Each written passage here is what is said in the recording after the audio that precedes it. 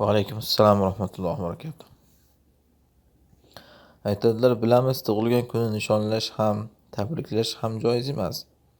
Hozir ba'zilar shukrona kuningiz bilan, Rasululloh sollallohu alayhi vasallamga ummat bo'lgan kuningiz bilan deb tabriklashni chiqarishdi.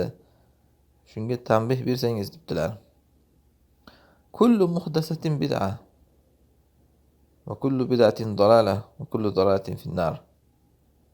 Rasululloh sollallohu alayhi vasallam o'zi bunga tanbeh berganlar. Har qanday paydo bo'lgan ish bidat, har qanday bidat zalolat va har qanday zalolat jahannamda. Ha, unda mashina minish ham bidatmi deydi chiqib birdaniga kimdir masalan.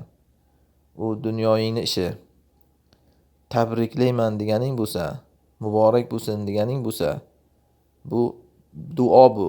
Allohdan barakot so'rash, barakot tilash. Bu ibodat bu. Shuning uchun ibodat Rasululloh sollallohu alayhi vasallam qilgandek qilinadi. Uni mashinaga qiyoslanmaydi. Keyin bunaqangi uslub bir hiylakorlik, u tug'ilgan kun bilan tabriklashdan yomonroq. Chunki bunga diniy libos berish bu, qarang.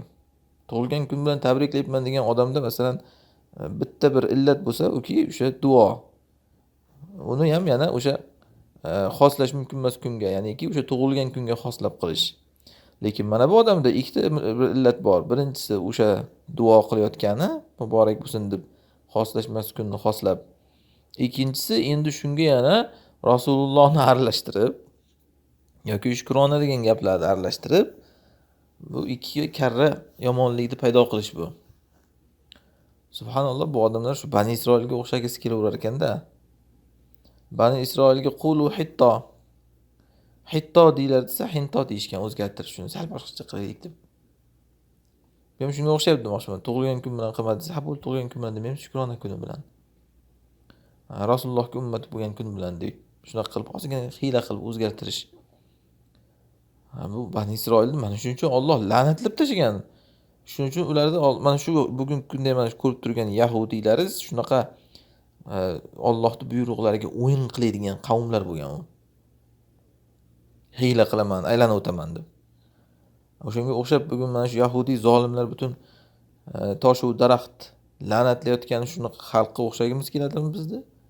Allohning hukmlariga o'yin qilaveradiganlar mana shunaqa bo'ladi. Falyahdharillazina yukhalifuna an amrihi an tusibahum fitna aw yusibahum azabun alim. Payg'ambarning amriga xilof qiladiganlar ularga bir fitna yetishidan yoki alamlik azob yetishidan ogoh bo'lishsin degan. Ya'ni shunaqa o'yin qiladiganlarda hiylalar bilan.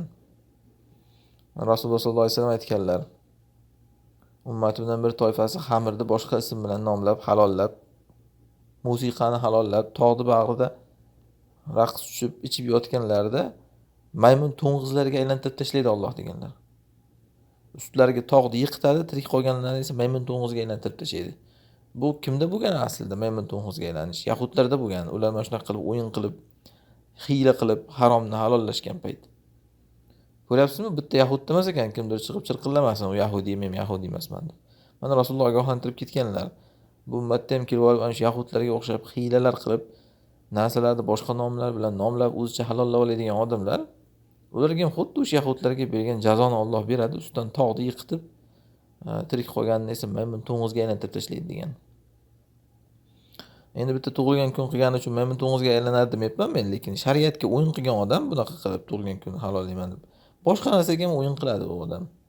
Shuning uchun bunaqa qilib halollamaslik kerak. Allohu alam.